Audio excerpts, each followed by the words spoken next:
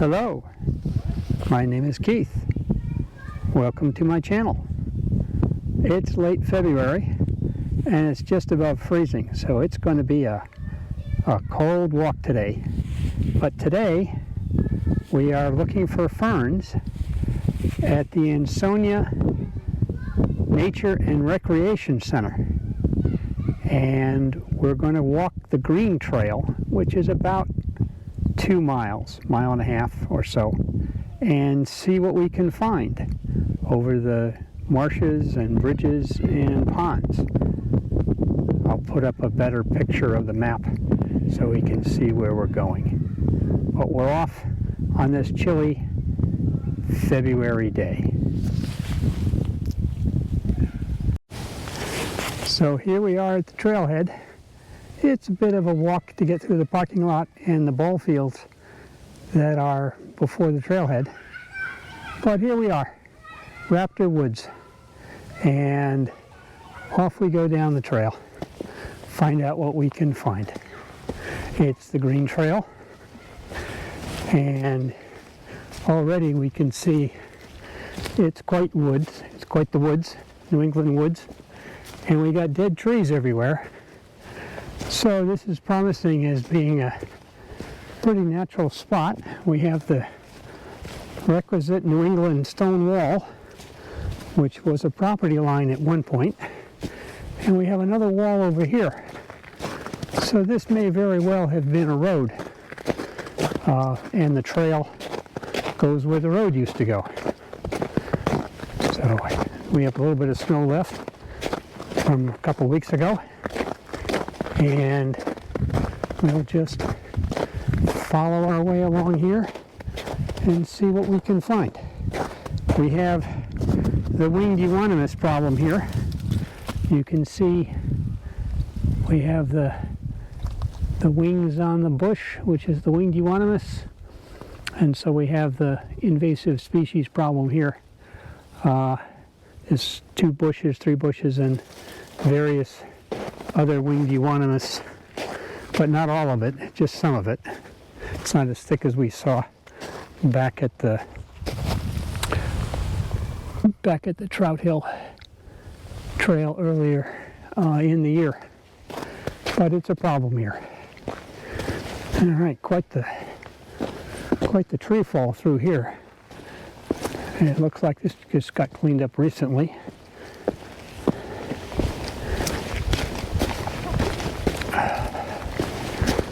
All right, now, won't bore you with just walking through the woods. When we find something, we'll stop and take a look. So just off the trail, there appears to be some signs letting us know what trees are around here. This particular one says it's a black sour gum tupelo, Nyssa sylvatica. And that's the shape of the leaf. And here we can see the bark.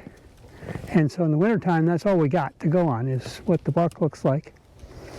And so this bark is vertical, kind of wavy back and forth as it goes up, and it's flaky and a grayish, a little bit of brown grayish color.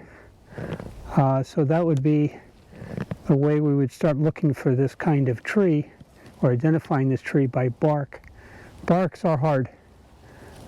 Some of the trees, the barks are very difficult to identify, especially when the trees are younger. But as they get older, it gets easier to identify. Okay, so we're going to look for some of these and learn a little bit about trees, I guess, today. Here's our next sign. It's not about a tree, it's about poison ivy.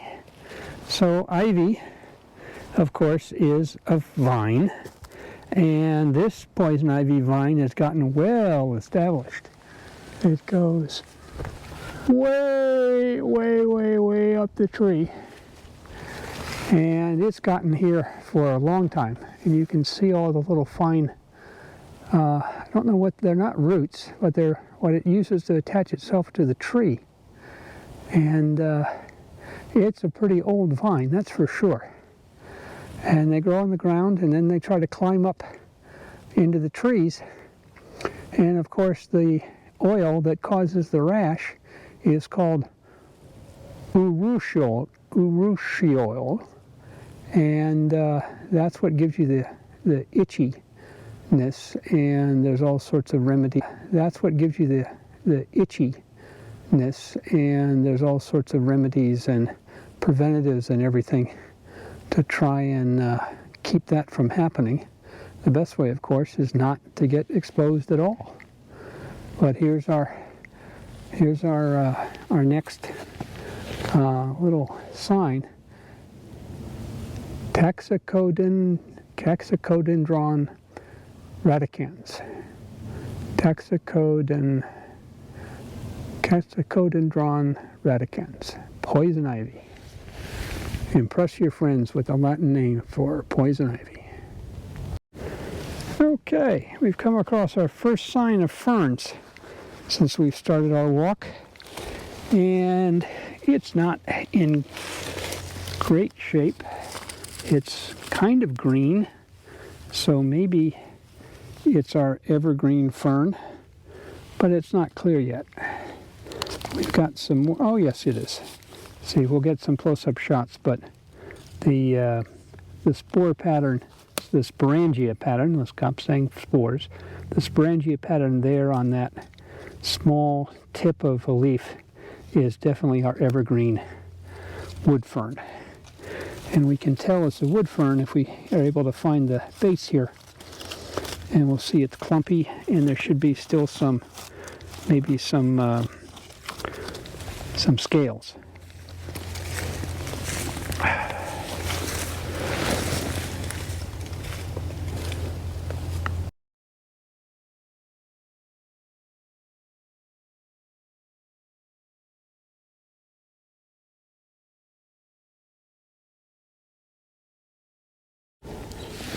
We've come to the swamp part of the trail, and it's quite the swamp. There's stagnant water quite the 50 yards out, and this is kind of a built-up berm, and you could see down here it's going to get filled with water when the rains start in the springtime. And then there's some more water over here out 50, 100 yards. Looks like the water course goes that way. And there's still some algae on the surface of the water here. I'm certain that there's ferns on the hillocks in the middle of this water. I haven't seen signs of it yet, but oh yeah, there's a couple out there. Not so that we can get it with the camera right now, but this is definitely swampy area where we would find ferns for sure, but we're not seeing the sensitive ferns, and we're not seeing the ostrich ferns with their clusters of sporangia that winter over. Here's a set of trees that didn't quite make it. It looks like they're still going, just the roots didn't fall over completely. And that's at least 2 birches. I don't know what the middle one is, but we have 2 birch trees. I think those are black birches. Maybe they're not white birches, that's for sure. I think they're black birches. And then here's another birch tree. Very shallow roots that birches have, and they're always near the edge of the forest. They help to take the meadows and turn them into forests, but then as the forest encroaches, the big trees start to take out the sunlight, and the birches then die off. So we have a lot of birches that now have been down for some time. In fact, this one that I thought was alive, you look at there's a few branches, but the end is not looking so good. So yeah, so they got started, and then and they toppled over, maybe because we had more swamp here than we had earlier. An old abandoned telephone pole, actually power pole. There's the 3 wires up there. Number 30. Okay. So we keep walking along the boardwalk here, keep our feet out of the water when it gets really wet. But you can see it's still cold. There's ice on top and algae underneath. There's a dead little tree still standing with all of its tree ear mushrooms on it.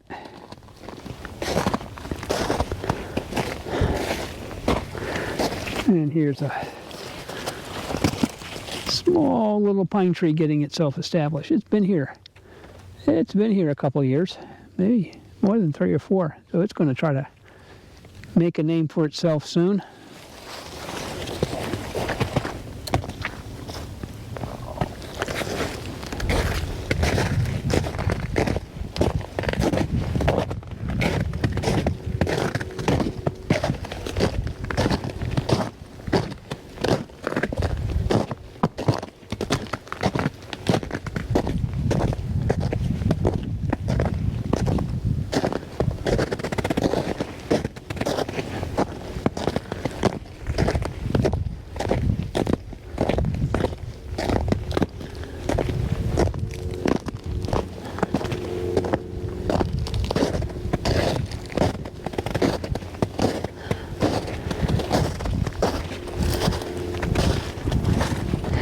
And our first Christmas fern.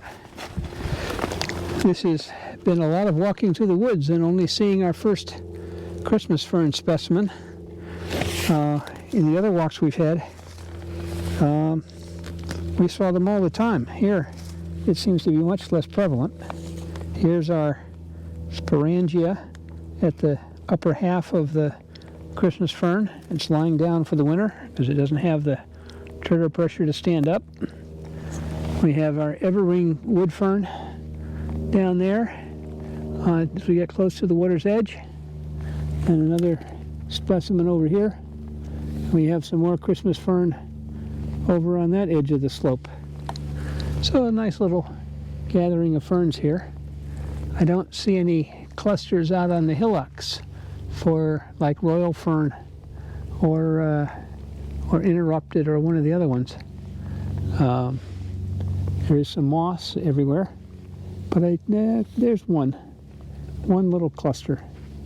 So maybe not a lot of ferns here when spring gets going, but definitely an opportunity to go look for ferns here, that's for sure. Oh, and now we have the remnant of an old car. Look at this. And someone's been using it for target practice. Lots and lots of bullet holes. So it's looks like a car from the 50s maybe. Maybe the 40s, I don't know. I don't know my cars that well, but this is sunk. Look how far it's sunk into the mud. We're above the axle. It's been in the mud so long. And here we have a straight 6.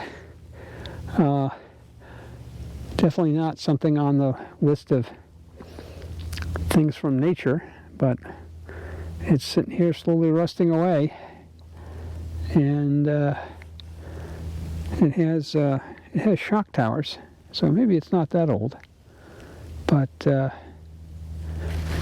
yeah, little something here parked one day and then left.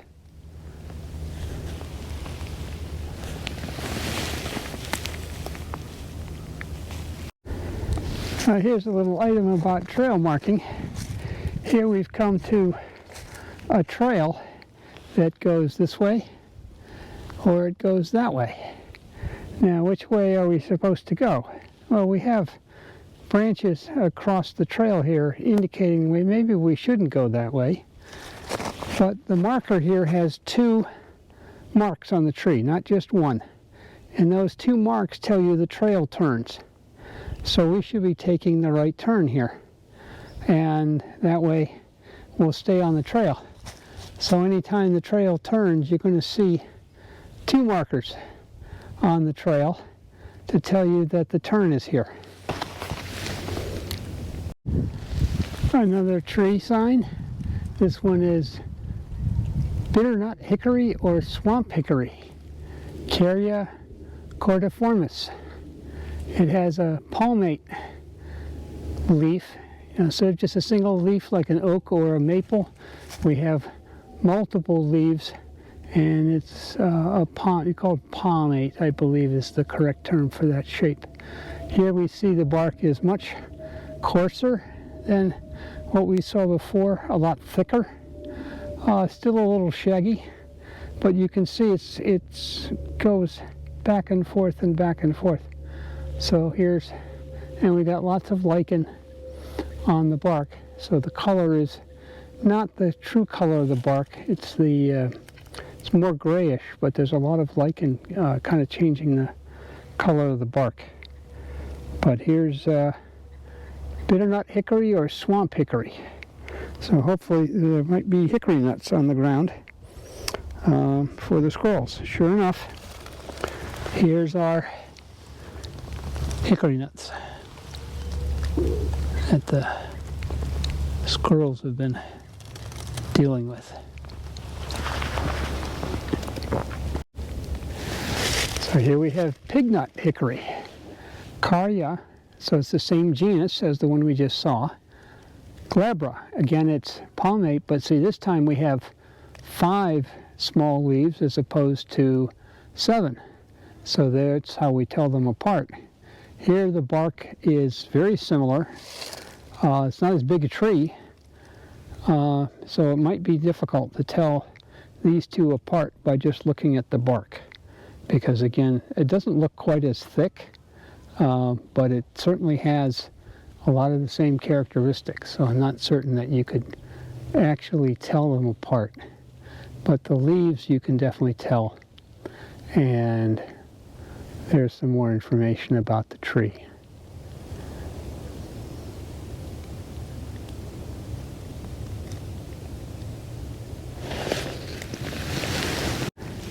Eastern hemlock, Tusca candidensis. And this is a very common tree here in New England. And it has this rough, papery bark, very brownish, silvery color. But unfortunately, it's been attacked by something called Woolliadasia. And the hemlocks really don't suffer. I don't know if we can see any of it here, but the bugs sit right on the tips of the previous year's growth and suck all the sap out of every little branch and twig. So the hemlock gets to be very thin and sickly, and eventually has to come down. You can spray for it, but you have to do that like twice a year. You use a dormant oil and a high pressure spray because you got to get all the way to the top of the trees. And so it's the tree lasts, but it really doesn't look very good while it's diseased. So here's some information about it while for the trees that aren't diseased.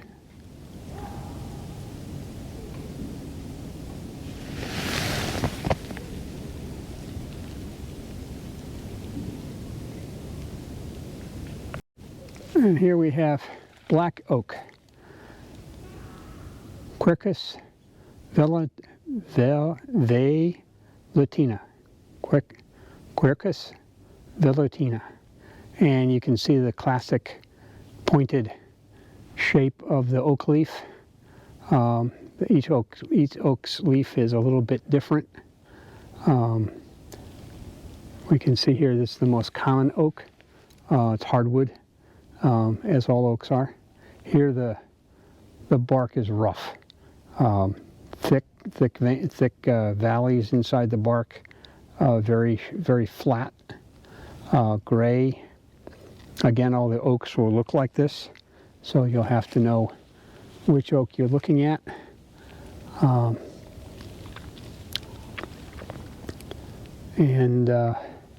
Oaks are definitely part of the New England forest.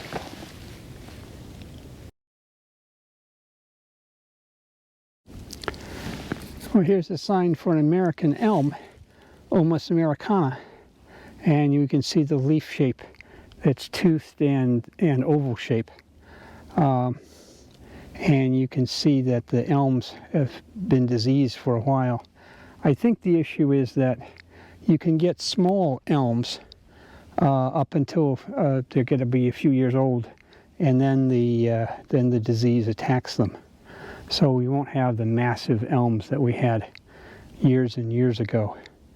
But I think they are working on trying to make disease-resistant elms to try to get that back in the forest. So it's not clear whether any of these little guys here standing right next to the sign are elms or not.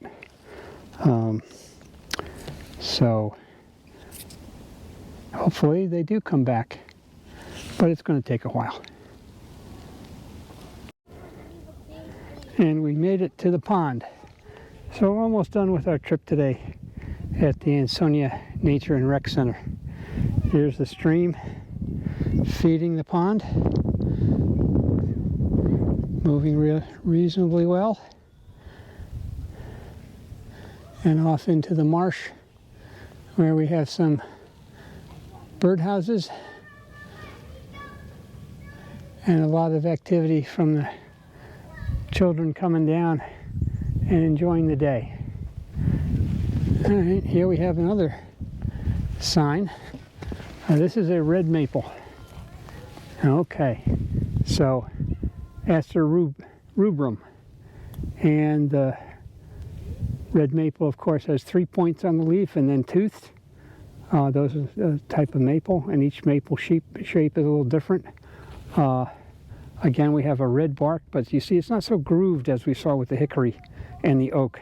It's a lot smoother, not as deep in grooves, but still flat.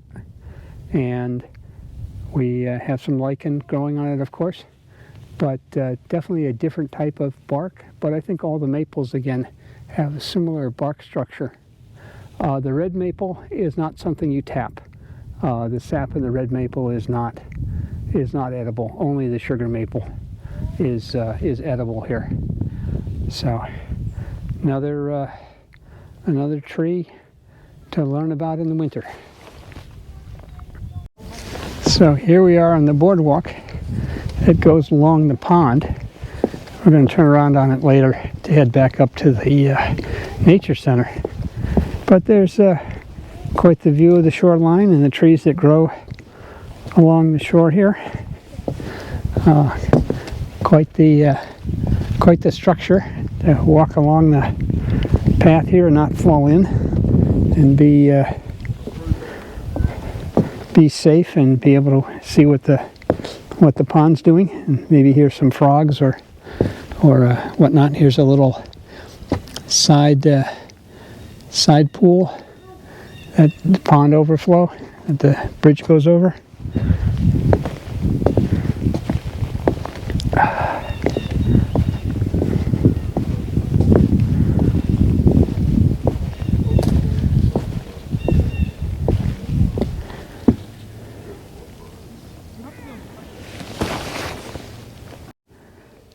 And here we go over the bridge and up the stairs to the end of the trail at the Audubon Nature and Recreation Center.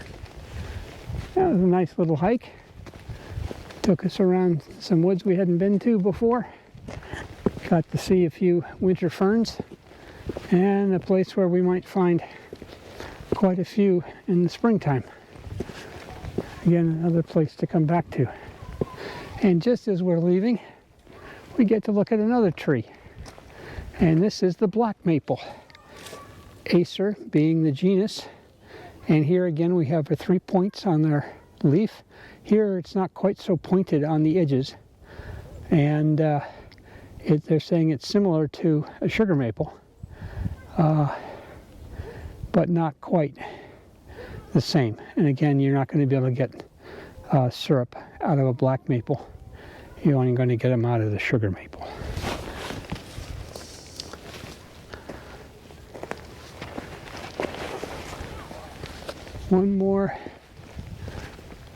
one more tree on our way out. Staghorn sumac, Russus tifana. And not certain where it is in and amongst here, but the sumac grows pretty quickly. It can get away from you if you're not careful. And it has a nice red flowering cone in the fall. But right in here is remnants of some ferns, I think. No, those are seeds from some grasses. Look like they might have been leaves from a fern frond, but they're not. They're just some bundle of seeds from grass. Well, now this is really it. We're up here at the building, the back of the building, and the picnic tables and the playground. So that's it for our tour of the Ansonia Nature Center and Recreation Center. Bye.